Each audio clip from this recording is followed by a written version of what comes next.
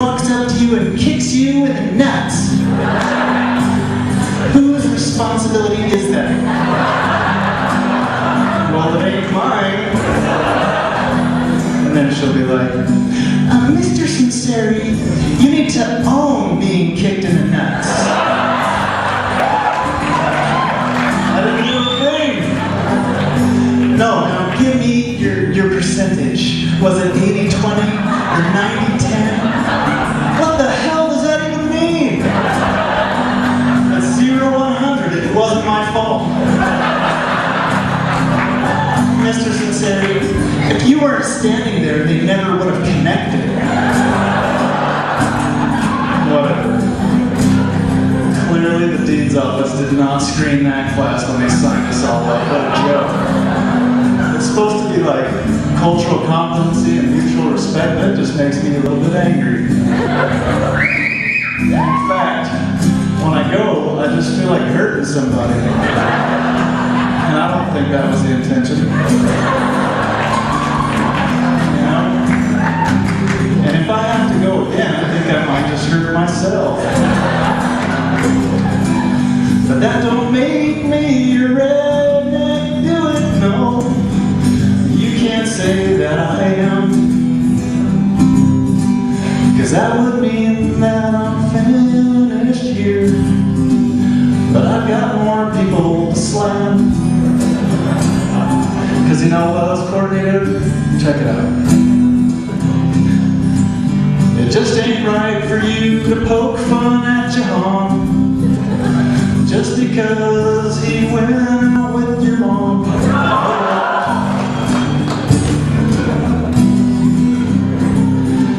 Cause when he found her on Match.com, she never mentioned the fact that she was your mom. And he said he felt really bad when he woke up the next morning and you were there. You're just like, fucked up. So, he said sorry. I know it's funny that his email still says Cornell.edu. Despite the fact he has one from the U.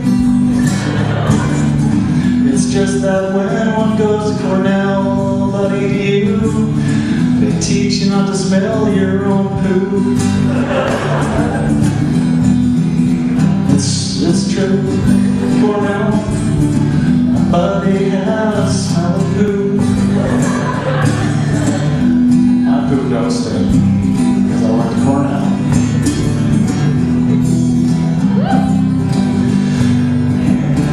I think they have like a medical term for that. I think that's called anosmia.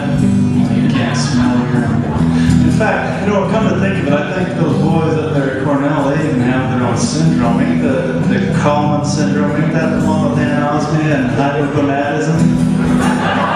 Smallpox, 2 pills at Cornell. Anyways, that's Cornell, Cornell.edu, nobody has smelly poo. And someday maybe even a tattoo that says I love Cornell.edu and I have comments too at Cornell.edu. I mean, I didn't go there or nothing, but that's probably just because they think I'm a redneck just like everybody else. And anyways, but just because I scored a straight 6-shooter don't mean that I'm knocked down with Billy's little pink scooter. I think that thing's rad. In fact, her and I, we even rode that thing into town once, didn't we, Billy?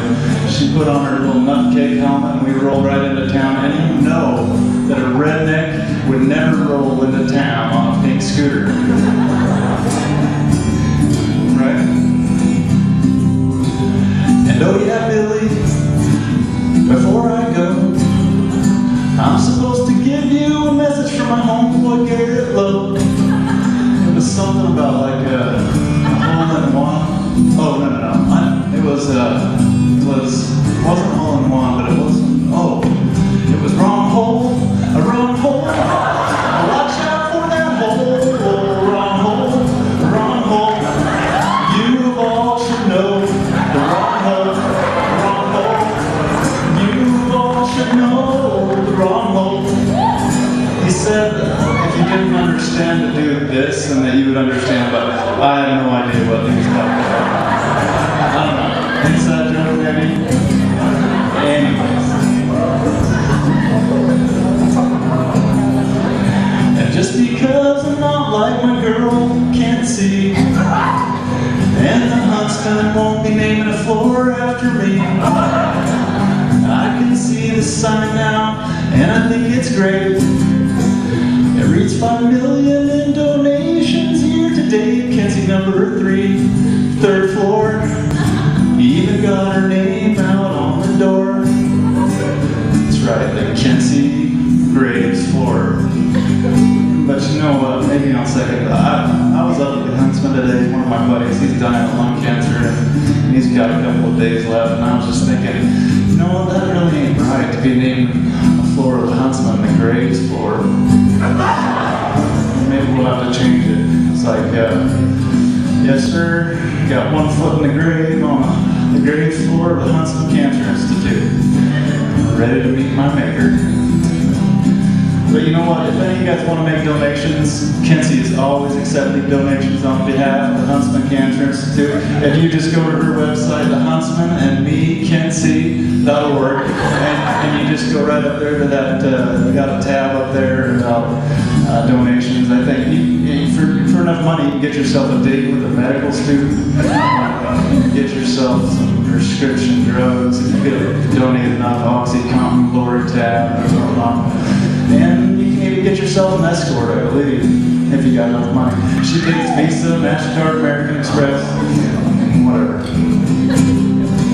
But that don't make me a redneck man. Just because I blame the Canadians for everything. It's all their fault, yes indeed. You know what I mean? Well, here's the thing, you see. One, I have a microphone, so I would just pipe her down. Whoa! Mr. Bishop, while you have that finger? Is that the one you used to fingerprint your temple regular man day? Just kidding. Anyway, here's the deal. Here's why I blame Canada. Because, like, we have some major issues in our country. Like, one thing is illegal immigration. Like, everybody's all up in arms about illegal immigration, and they're building these fences down on the border. And I don't really understand it, because you know what? The Mexican folks, they come up here and they work real hard, and they contribute to our society, and they just work their tails off. And I don't understand what the whole building the fence down there is for. If you ask me, we need to be building us a fence up north. Keep them Canadians from coming down. Because all they do is come down here and whine. Apparently they didn't see the sign. It read, duh, duh, if you're from Canada. It's like, duh, duh, she's from Canada, duh, duh. Just go ahead and do it, because I got all night long to make fun of Canada. Oh, you. Now, here's my deal about Canada. Really, it's like, oh my gosh, Canada is the best place in this universe. Healthcare is free for everyone, and prescription drugs, it's like heaven on earth. It's the best place to be. And no, everybody loves the prescription drug plan and the healthcare up there. It's so much better than America. But yet I'm here.